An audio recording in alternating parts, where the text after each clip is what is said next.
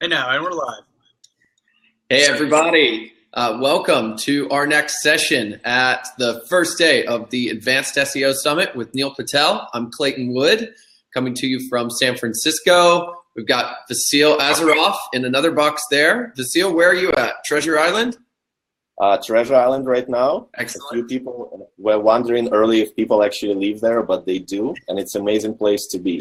Treasure Island is this cool place right in the center of the bay between Oakland and San Francisco. Vasil lives there. It's amazing. Listen, before we get started on this next session with Bounce Exchange, I just wanted to clear up a couple of things about the summit and about where everybody can find access to all of this great content. So right above this screen, there's a horizontal line of radio buttons, and if you toggle in between those buttons, that's how you move from one session to the next. Now, it's a one-track conference summit, so we're doing things chronologically. If you're here in the chat, you're in the right place.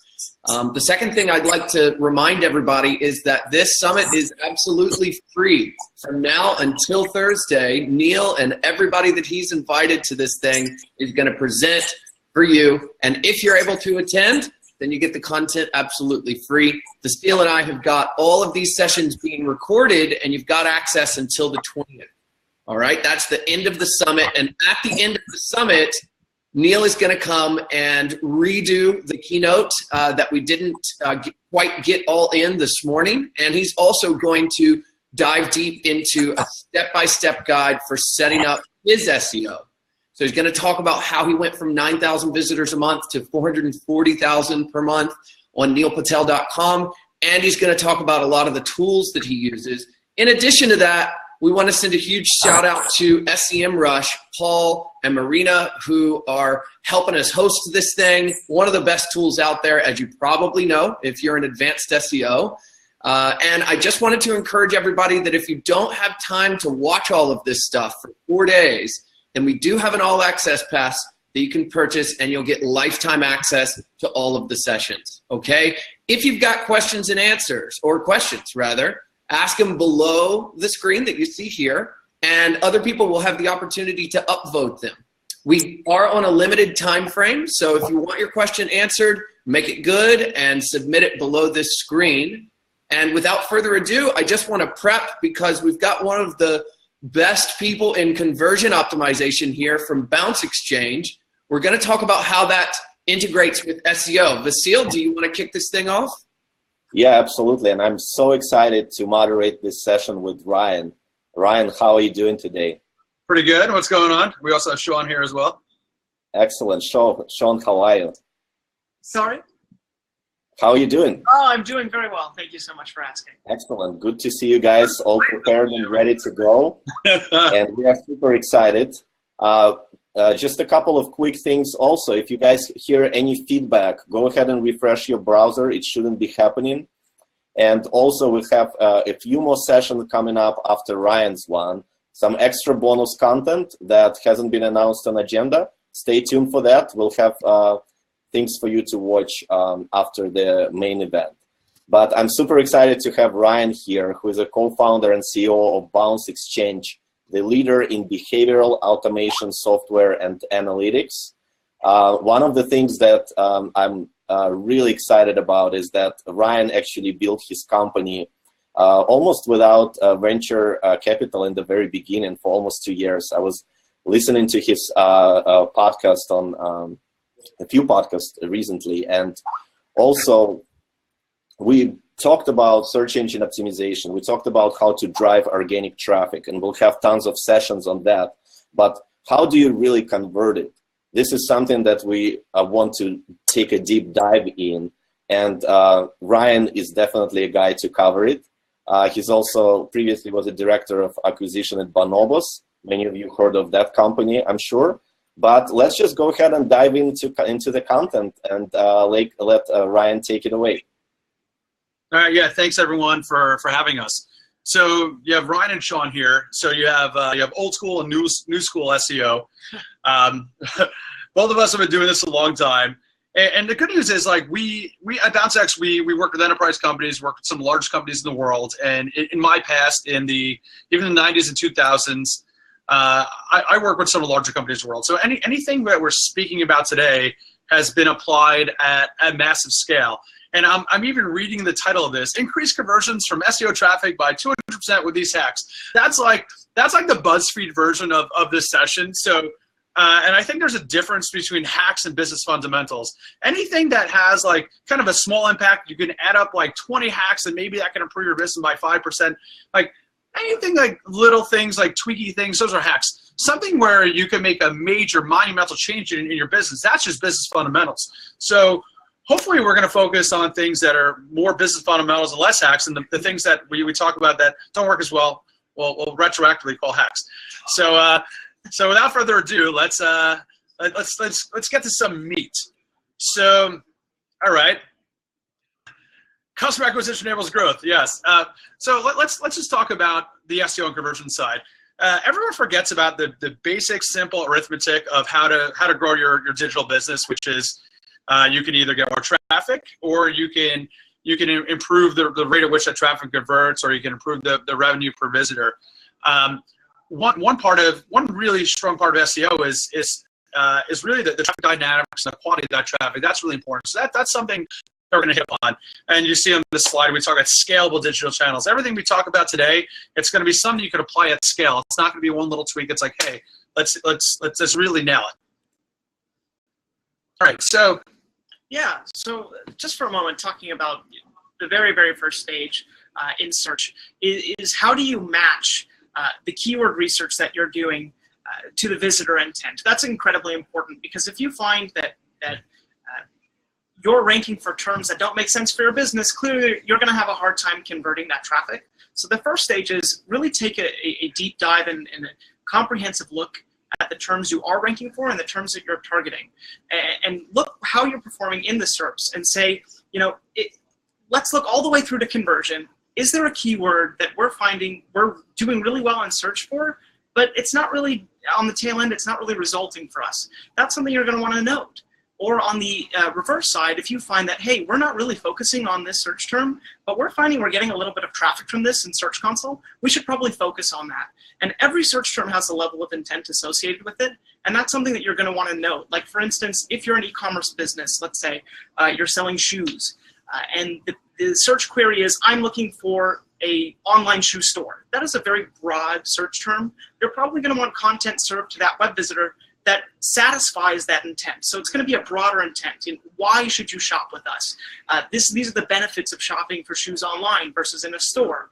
Versus if someone's got a search query that's, I'm looking for a size 9 black pair of Nikes, that's you're not necessarily going to want to sell them on the idea of buying online. You're going to want to give them that product right then and there. And anywhere in between, from that very, very hyper-relevant search to that broad search, you're going to want to note what the intent is there and serve content appropriately. Yeah, I think one of the main things there's and I know SEM Rush was mentioned before, and Peter used to be over there. Hey, Peter. Hey. And I think SEM Rush is a great tool to figure out what intent is. So to figure out commerce intent on a term, you mentioned that, like online men's shoes. That's a researchy term. I recommend that, like, in general, there's a modicum of value, but there is, unless like you're really trying to improve your domain authority or something, I recommend just avoiding the researchy terms, because you have a finite amount of time and resource to focus on things. So when I mentioned traffic dynamics before, you want to focus on quality traffic. You want to focus on traffic that has much commerce intent as possible. And the easy way to do that is use a tool like SEM Rush or SpyFu, and go look at what for organic terms. Go look at what people are bidding on for those terms. So go look at what the average cost per click is for certain terms, and especially some of the longer tail ones that you can build a whole bunch of pages on. So in general, you want, depending on your industry, whatever the average is, you want to look for terms that are 2 to 3x the average CPC, and that. Obviously, you probably want to search for ones that don't have a high competition level, and maybe if it's say if I was say if we wanted to rank for people, I'm just looking at this slide as an example, purchase intent. So maybe purchase intent's too broad, but purchase intent of consumers, that's way more long tail specific. And maybe there's not one, and then I just would go Google purchase intent of consumers and see, does anyone else in our space have an article or a piece of content or a page dedicated to purchase intent of consumers? Does anyone have that exactly as the URL, exactly as the meta title, an article with the headline, the H1 as that thing? And that makes it, then that would kind of up the score of like, hey, do I want to target this? But the first thing I look at is like, hey, what is the average cost per click? And I'm looking for things that people are bidding a lot of money on, but if I put out a specific page for that, I have a pretty good chance of ranking for it, maybe in the short term and definitely in the longer term. So looking at that average CPC, a really, really important thing. And I like to I don't know about you, Sean, but I like to have a little score. I like to combine the average CPC plus the phrase match volume, and I'll modify it based on how competitive it is or how much I think I can rank. Do you have a method of how you do some keyword targeting? No, I mean, that makes a lot of sense. And one thing to note is there is a difference between how competitive it is to rank organically for something versus what the bid is. So just because you're seeing in your research tool that something has a high cost per click doesn't necessarily mean it's going to be very difficult for you to rank, but there is certainly a correlation there, right? You're dealing with the same competition in those spaces. Typically, people understand if they can get that web traffic without paying for it, they're going to try to do that. So if you're seeing that there's a lot of people bidding for a search term, I mean, it's certainly, it makes sense to assume that that's probably going to be a long tail strategy, but don't just like give up on a term because it's competitive. If it's going to take you a long time to rank organically, that's totally fine. And I think that is a product of that matrix that you just described, Ryan, is how much search volume is it getting and how competitive is it? And is it worth going for this really long tail strategy or this real long-term keyword based on the volume? Or, is it just like something that really someone else claims and there's a better space for me? Yeah, I also like going through some pain. So before you really put out a cohesive strategy of trying to rank for something organically, I prefer that you spend a few $100 at least on bidding on that term or the root version of that term and making sure, because when you do that, you don't want to waste money. So you make sure your landing page is pretty tight, that you make sure the conversion ends there. And then it's like, then you can put a lot more effort into creating more content, creating more longer tail versions of those pages, or really doing the link building, whatever it is you want to do to actually rank for that. Make sure you're going to get the back end conversions first. So one of the best ways to improve your overall conversion rate is changing your traffic dynamics, getting much better quality traffic. And also one of the things we're going to talk about today is getting those high intent people, medium to high intent people to come back more often. So what are the ways that we're going to do? What are the ways we're going to do that? All right. So the new scalable channel according to analytics platform. All right. Here's a funnel. We're just, for ease of big numbers, we're just saying that you have 10 million sessions on your website. You might have 10,000, you might have 1 million. Let's just say you have 10 million sessions on your website, and this is what we're looking at as the e-commerce funnel. And I know to the host today, like, can you describe the audience? Like, how would you say the audience breaks down? Host moderators? Yes, I had to be on mute, Ryan, but our audience right now, we have around 70% of small businesses, solopreneurs and entrepreneurs, maybe around 20% enterprise, high growth startups. Okay, now the small entrepreneurs, like, what kind of businesses do they have? Is it more content sites, lead generation, info products? Is it do they have regular business, e-commerce? Like, how do you think that would break down? Definitely, I've seen a lot of e-commerce and info products. So info products probably would be one predominant segment. In lead gen business, smaller marketing agencies are there definitely, as well as some of the e-commerce. So I would say info products, e-commerce, agencies, small businesses across the board. Okay, so I'm gonna make it more of a holistic conversion funnel. So let's just say if you're a smaller business, let's just say you have 10,000 visits on your website a month. And if you're selling an info product, actually you're charging a few $100 for that, or maybe a few $1,000s per course or something like that. If you're an e-commerce company, you're selling products. Maybe say for a small business, the average e-commerce conversion rate's got somewhere between 1% and 2%. I mean, depending on the industry, it could be higher or lower. Let's just say it's 2%, and same thing, you're selling these info products, or you're an e-commerce thing. Let's say it's 2%. So if you had 10,000 sessions a month, that'd be 200 conversions. So that's the funnel you see in your analytics. So let's keep going. So now let's kind of break this down, and instead of millions, let's just assume these are thousands. So you have, I mean, we're Bounce Exchange, so we know a thing or two about bounce traffic. What we learned about bounce traffic, which unfortunately, one of the original goals of our business is let's exchange bounce traffic for revenue. Turned out that's pretty difficult. And the people who come to your website, and a quote from Avinash, the godfather of Google Analytics, the people who come to your website puke and leave, which are those hard bouncers, those very hard bouncers. Those people you can't retain, and those are those very low intent people. So and actually Google Analytics doesn't even track this properly, because Google Analytics, for people who bounce, it's very difficult for them to figure out how long they're staying on a website. We built technology to track when people leave on all devices, so we figure this out.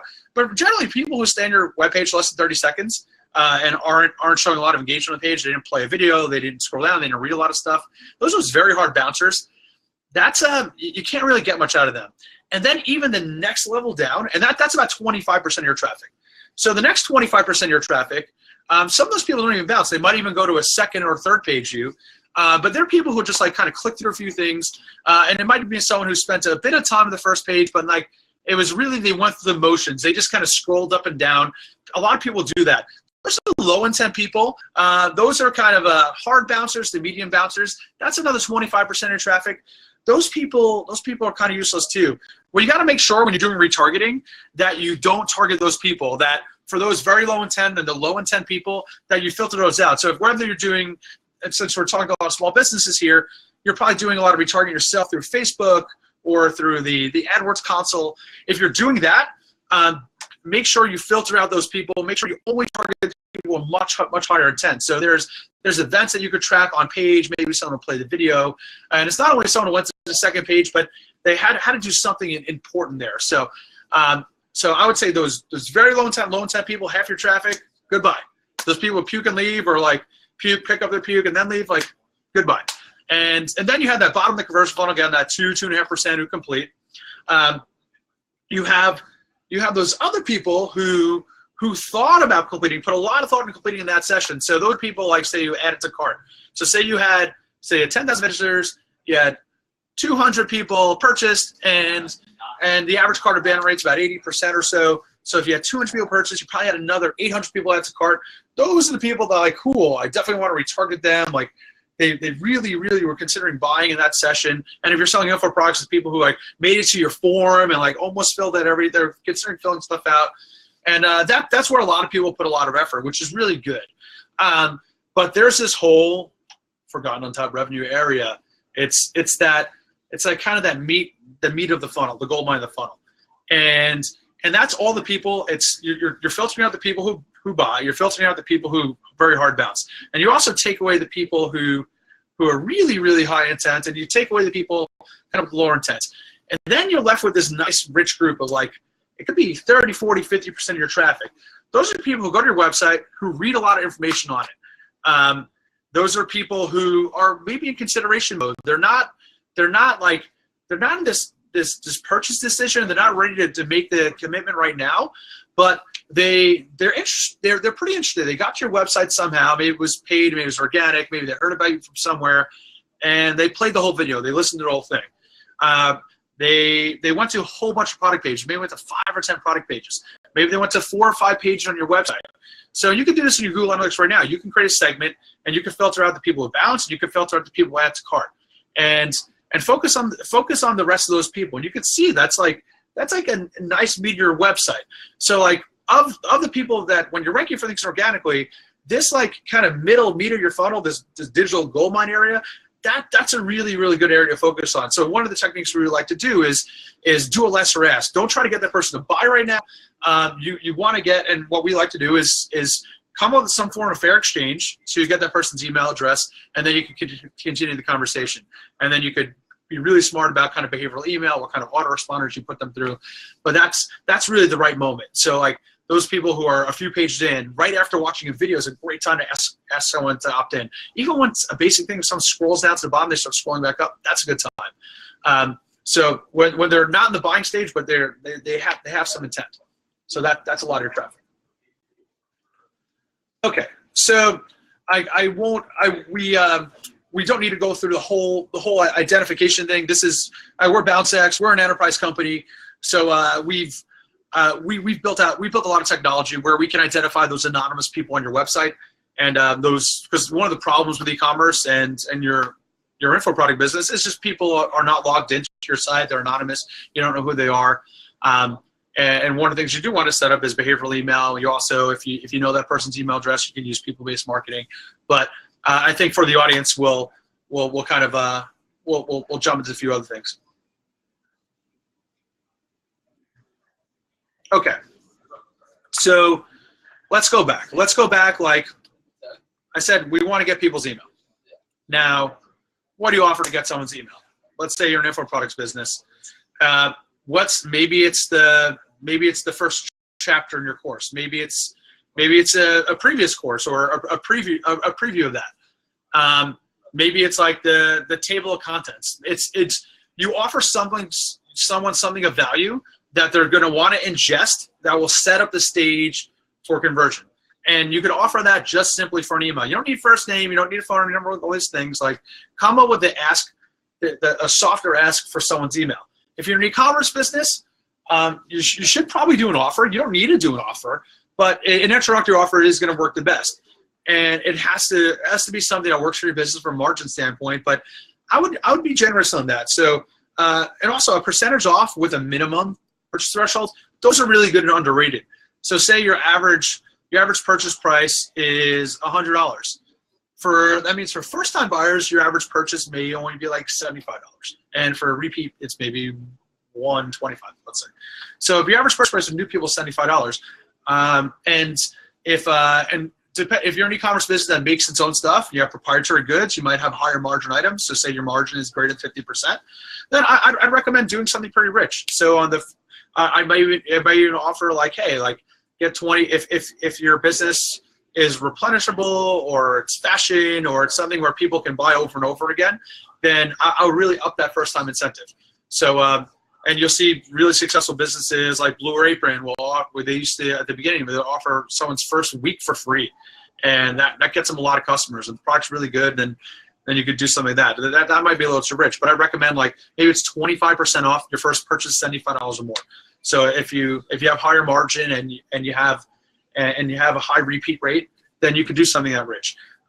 If once you get below a certain number, then the dollar off can seem a little better. 10% off is kind of a weak offer. So don't do something that's like 10% off there. So come up with an incentive you think is really good.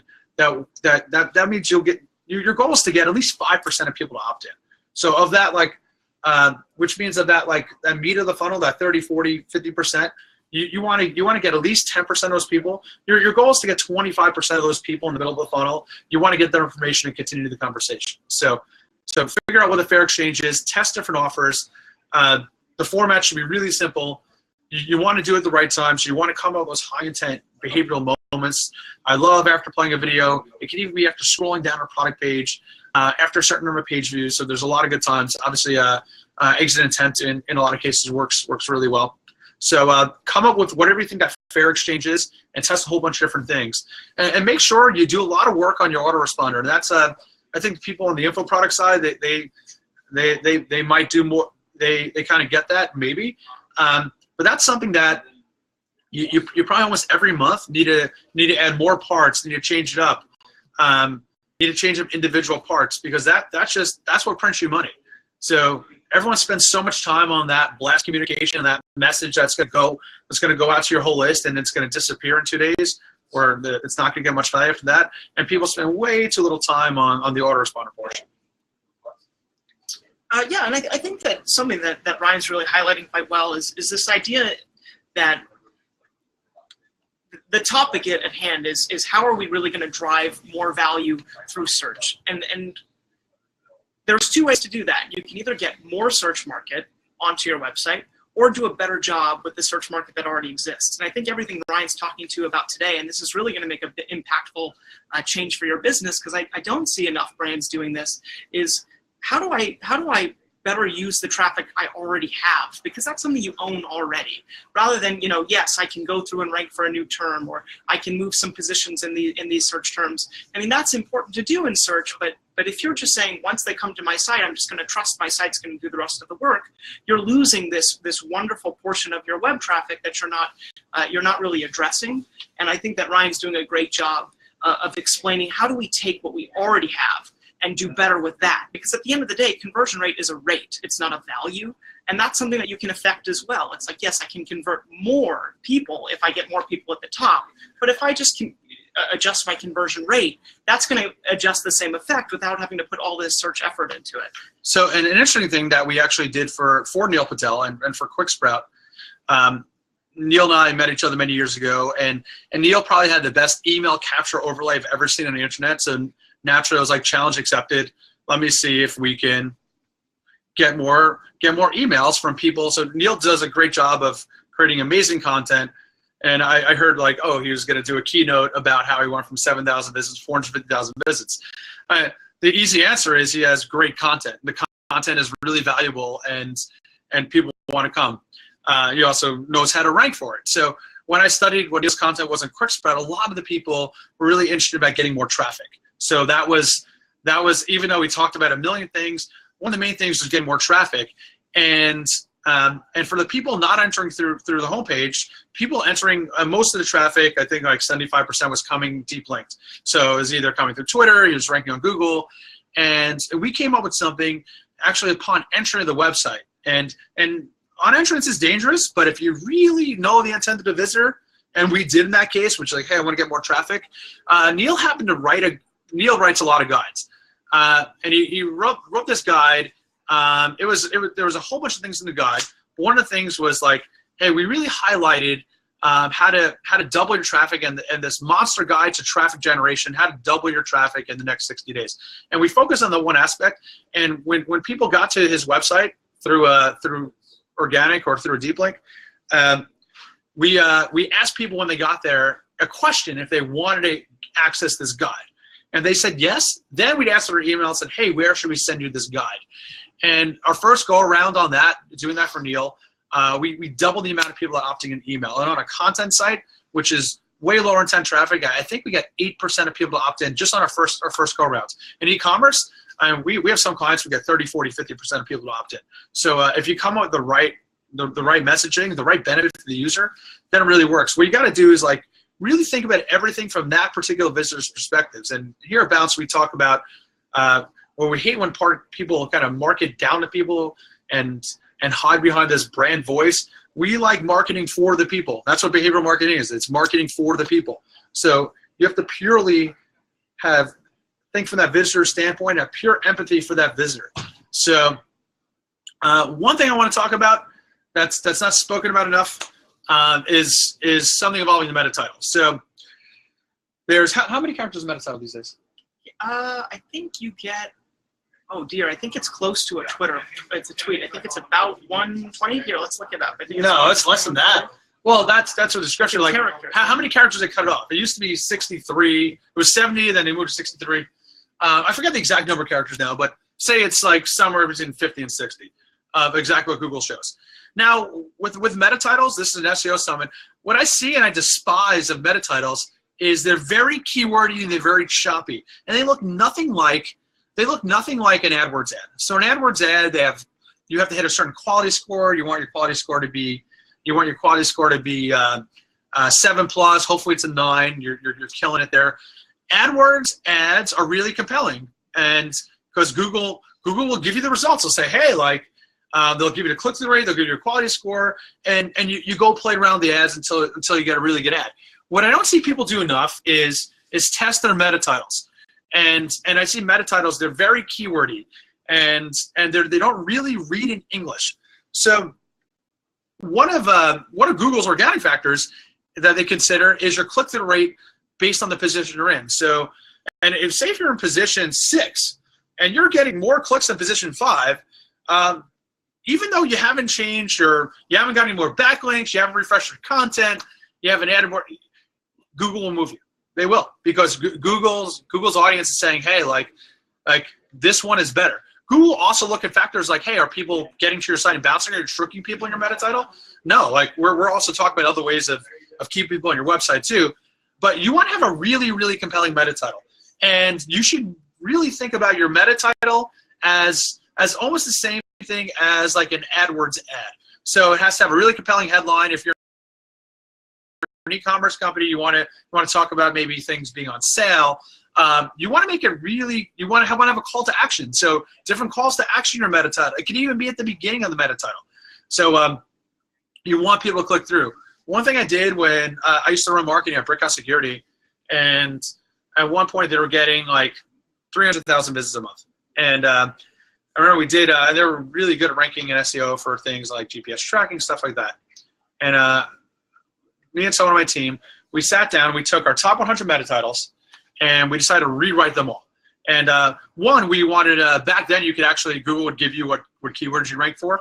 Now they're bastards. I know the reason why they don't do that, but that was nice. So we're like, hey, which keywords do we want to take away and include? But it was really about like, how do we make it a lot more compelling, and how do we set it up for the stage of conversion? Now this part's really important. And we changed the top 100 meta titles. And within a month, we went from 300,000 to 450,000 visits. The business went from like 10 million to 17 or 18 million dollars. So this was a major increase. And all we did was put 100 meta titles in a spreadsheet, do a little research. It probably took us like 2 weeks to execute, and had a dramatic business impact. So one of the points I wanted to make, and I want to kind of relate it back to email marketing. There's rumors, and they're false, that your subject line is designed to get people to open the email. Your email itself is designed to get people to click through, and your website's designed to convert people. That is bullshit. And your meta title is not designed to rank for Google. And the same thing, it's like your AdWords ad's not designed to get people to click through. Everything sets the stage for the conversion. So depending on, say, going back to email, your subject line, it's not just to get people to open the email. You want to set the stage from the buy. You want to set the stage from the click. You're not trying to trick people. You're trying to compel them.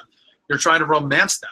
So you want to get them interested, but the interested, you got to start with the end result. The conversion is the most important thing. So how are you elevating that intent level? So your meta title, it has to elevate the intent level. If your meta title reads keywordy and choppy, if it's not, that's not it. That's not compelling. So your meta title, you should rewrite them, and I'd rewrite them every week. Google will pick up now. Like, I mean, they'll change it the next day. They'll change that day. They'll call your site a gajillion times. I remember you used to have to wait like a week until they change it. So you'll get a pretty good indicator of, you can look at how your traffic compared from a Wednesday over a Wednesday or something like that. And your goal is keep iterating your meta title. You want to kind of get more people to click, but you really want to set the stage for conversion. And that if you took one tip away from day, I'd say that's the main one. So constantly rewrite your meta titles, because that's something that you could really improve your business by 20-30%. So you get more people to click through, and you set the stage for conversion. So even if it's like you're talking about offers in there, or whatever would make it really, really interesting, whatever works in paid search, apply to organic.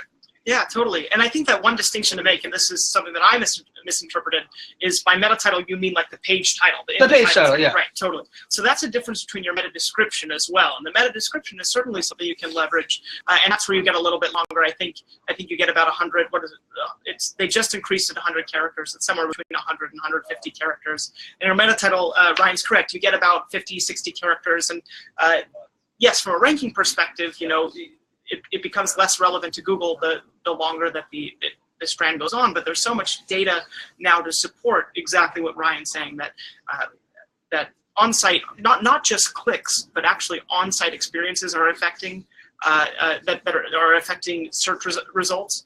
So you want to make sure that your title is something that's really compelling, without giving away the whole story. That's sort of the balance, and that's what I want to add, because there's so many answer boxes right now in search. I think the metric right now is about 15% of searches have an answer box in this sort of position 0. And you want to be there, because that's sort of Google deciding for the user who the best result is before they even get to engage with the SERPs. However, what I'm seeing a lot of brands do is doing a great job of answering the question so well that they don't get any of that web traffic. So now the answer is theirs, and they run off with it, and you'll never know who that person is. And so really where the trick is yes, definitely see how the adjustments to your title tags affect click-through rate in the SERPs. But if you know that there's an answer box or a rich snippet in that search, see if you can find a way to format your content so that you might be able to claim that position 0, and do it in such a way that there's a next step. So it's not just they got it and they left. It's like, okay, yes, I got the answer that I wanted, but now we've answered in such a way that there's some brand awareness or brand authority, that this implicit question has clearly 3 follow-up questions. How can you try to find a way to answer that creatively in your messaging that they're compelled by your answer and they're going to engage with your brand? Because now, instead of just answering a question, you've generated a lead or maybe made a sale. Yeah, completely agreed. So, like, not giving away the whole farm is really important. And something we've learned from even sending out so many cart abandonment emails, or just emails in general, if you include, like, even if you include the products that people abandon the cart with, people buy at a lower rate. They click through at a lower rate. The more mystery you take away, the less reason for them to go to your website. So, and you want to do the opposite. So a good example in your meta title might be like, see today's sale price. It's like, oh, well, I kind of want to check it out. There's 10 results, but like, this one's on sale. I want to see today's sale price. So you really want to set the stage. If you're selling info products, you might have a video on the top of your website. You say something really, really interesting, then you'll get that person to come to your site and ultimately play that video. It's really important. Yeah. And one thing that I'll add too, and this is, I think, might fall into this hack category, but perhaps it's this fundamental business change as well, is SERPs are no longer just 10 blue links. In some instances, it's actually less. And so you want to understand, like, what are the types of rich data that Google's starting to serve? And that's what I'm actually most interested in the moment, is how do I leverage these position 0 sections? How do I get into that definition? How do I use, rich markup like schema.org, which for the past 2 years has been this sort of black box that search optimizers have looked at and said, well, if you're really good at your job, you'll be doing this because it's the next big thing, but it's really not important yet. Well, now it's really important. Now it's really important to have structured data, because these are actually affecting the SERPs. And instead of just being, in a traditional search, you'll have your branded link at the top, and you're just hoping that they're going to click on your link because you're the first position, and statistics say that gets more clicks than anything else. You can actually put structured data onto your website that pushes everybody else below the fold. And now you're not just occupying one link, you're occupying half a page, or you're occupying more than half a page if you're putting some ads on top, or if there are some social cards that you can put in there. And so if you're not using something like JSON LD on your site right now, I don't necessarily know that you have to go to every attribute on your page and do the schema.org markup. There's so much great, there's so many great spin-off and tangential markups that you can use. Again, I will drive that home. JSON LD is a great way of telling Google exactly what's on that site, and that's something that they're really using in these answer boxes and in these position 0 listings. That's 100% something that you should be doing, because one thing that people don't talk about is on the SERP, there's a click-through rate as well. Everyone talks about, the click distribution, but understand there are 40% of people on average that aren't clicking anything in search. They're conducting a search and either getting the answer they want from the search. And even you're the first results, you're only getting 30, 35%. Right. If you're a brand term, you only might get 40%, which is crazy.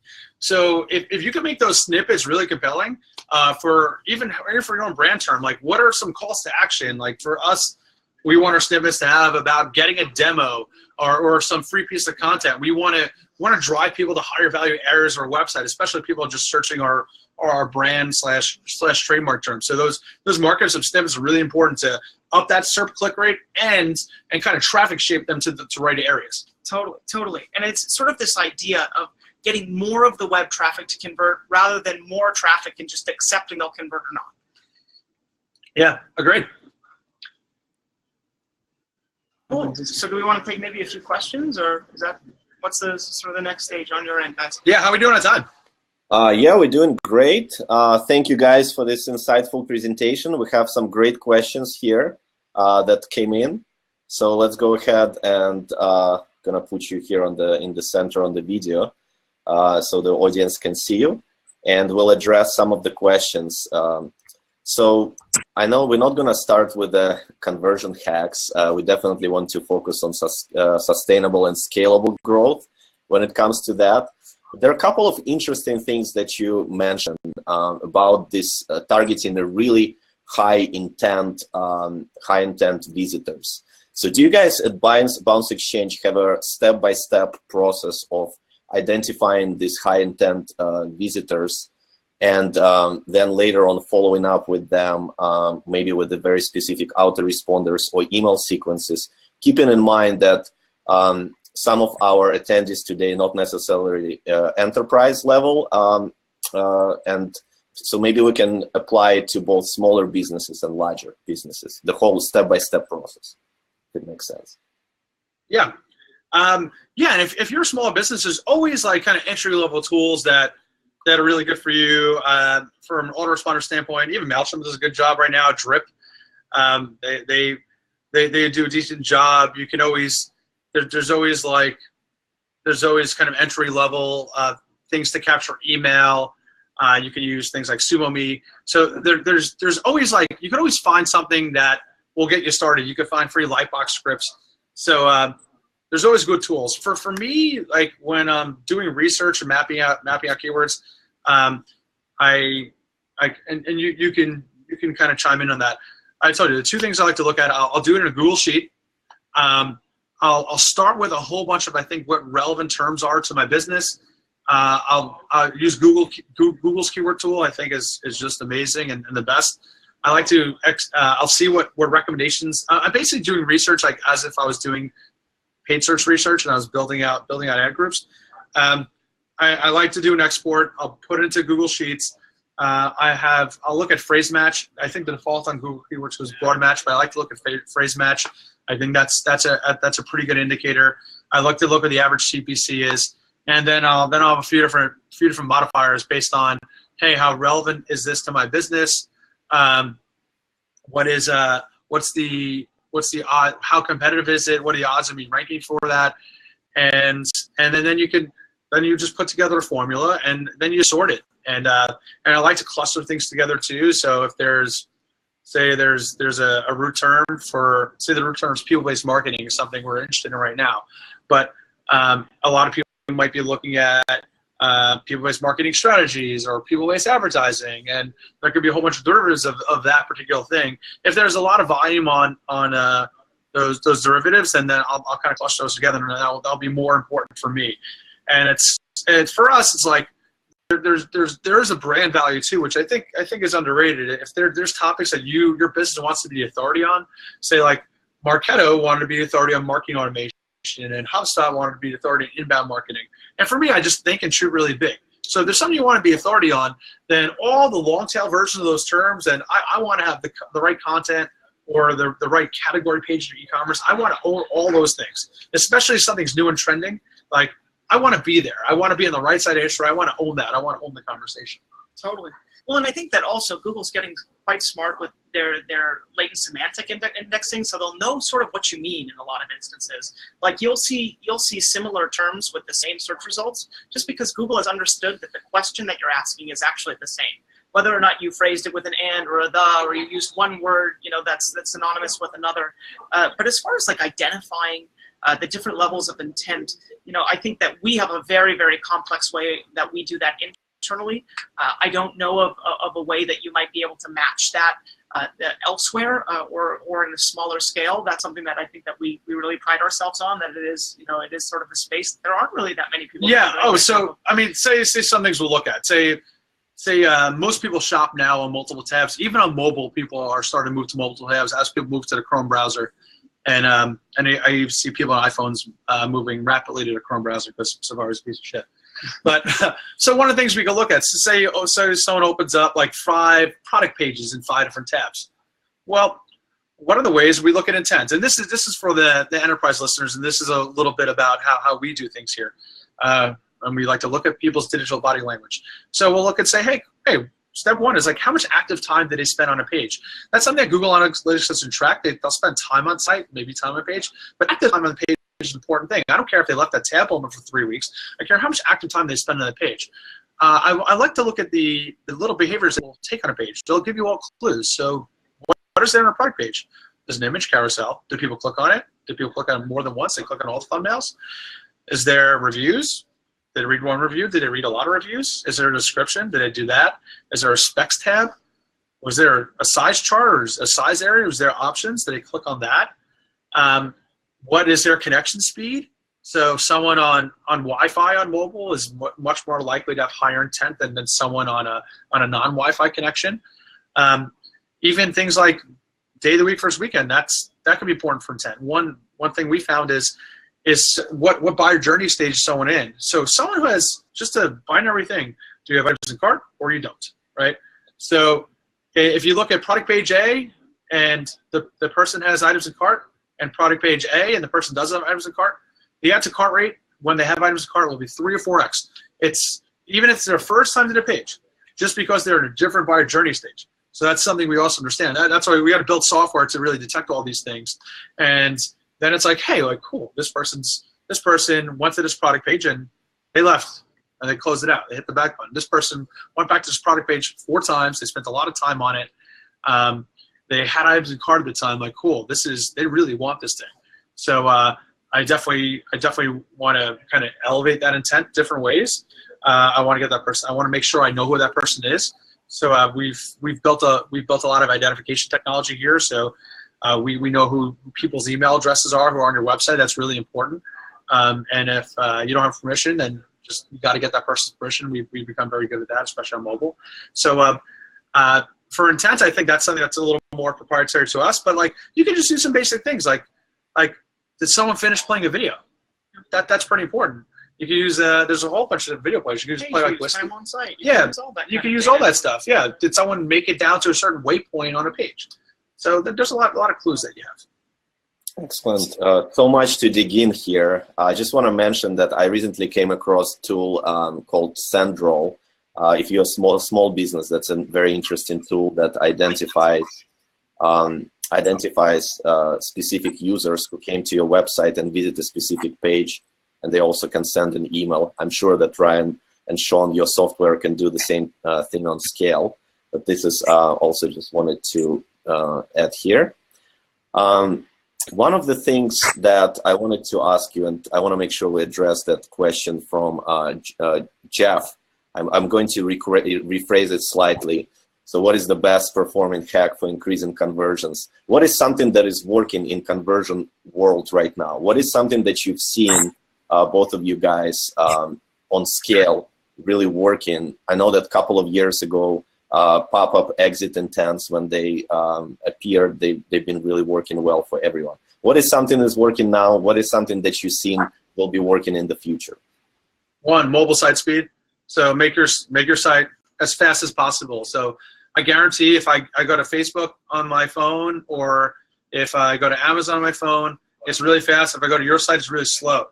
So make sure your site is super fast. People are going to have less and less patience for your site. So fast sites. We have so much data. It's not compelling. It's just dramatic. Your site has to be really, really, really fast. So any extraneous stuff, get rid of. If you have a developer, like focus on making your site really, really, really fast. That's one. The way, if you're an e-commerce company, your promotional strategy is going to be really important. People have just come to expect to use coupons and discounts online. Fortunately, it's a cost of doing business a lot of times. So a markup to markdown strategy, that's an old retail tactic, but that's going to work really well if you have your own goods. If you're selling a commodity item, if you're selling the same laptops that a Newegg's selling, then you know what, like you're not in a good business and you're going to lose. So if you have a commodity business, then it's just a matter of time before you die. If you have something proprietary and there's a reason for your site to exist or your company to exist, and you get to control the pricing, it's unique, then offers and stuff are going to move the needle, and you're probably need to do it somewhat often. So I would consider like kind of raising your prices and running promotions more often and running richer promotions. So instead of 10% off, I would do 30% off. I would do 50% off in some cases, but I'd mark your things up. Scarcity obviously works really well. The way you And when you have a promotion, say on mobile, when people get to your site on mobile, that's a good time at entrance to have that overlay come in and tell people like, hey, you're having a 30% off sale right now. Would you like to activate the sale? That's going to work really well. So your promotional strategy is going to be really important, and that impacts info products. That impacts a lot of things. So yeah, they move the needle. Take things from like if there's Black Friday. Like if there's a big event like Black Friday, Cyber Monday, and you're selling info products, then you should also do things on Black Friday and Cyber Monday. That's not just for retailers. So promotional calendar is really important. And make a Google spreadsheet and go plan your promotional calendar. Maybe start out with 2 or 4 a month. And you could also obviously segment your email list and have certain people that if you have people on your list who buy without discounts, don't send them promotions. Don't train them. The people who do, go send them promotions. So big brands, they send emails every day. I'm not advocating you necessarily do that, but you probably need, if you're a smaller company, you probably need to be a bit more promotional. For our clients, we make them less promotional. So we do the opposite. So we're just trying to cater our advice to the audience. Excellent. Looks like we have time for just one more question, but this has been great. I wanted to thank you so much for this very insightful presentation, being here all the way from New York. And here's another question. How to increase conversion from the blog? It's a little bit of a general question, but is there anything specifically that you've seen that works well right now? Yeah, and it's basic fundamentals. So your goal on your blog is you want to get 5% of your people opt in, which is a crazy high number. So it's going to come down to quality content and uniqueness of content. Long form content, longer the content, the better for your blog. And then what is the right, and you're going to have to use overlays, or what we do full screen canvases here. You're going to that's going to be the most effective tactic for you. You got to do the right ones on mobile. Mobile's going to be key to doing that. You don't do it on mobile. You want to do it on entrance. So what are the right things to test? What's the best thing, a fair exchange you can offer to certain visitors? And depending on the section of your website, you're going to probably have to offer different things to people. So to convert blog traffic, don't try to convert them in that session. Build up a massive email list. Come up with a way to get that person's email and really work on your autoresponders. And you're going to have different autoresponders depending on how people opted in. So it has to be behavioral. That's really it. People miss the fundamentals. So go work on that. Try a whole bunch of different email capture tactics. Make sure you do different autoresponders for those people and test it often and often and often, and just be diligent. And in terms of what you should look at is look at your opt-in rate based on the kind of article that you have or this section, and that will tell you something about your about your content quality.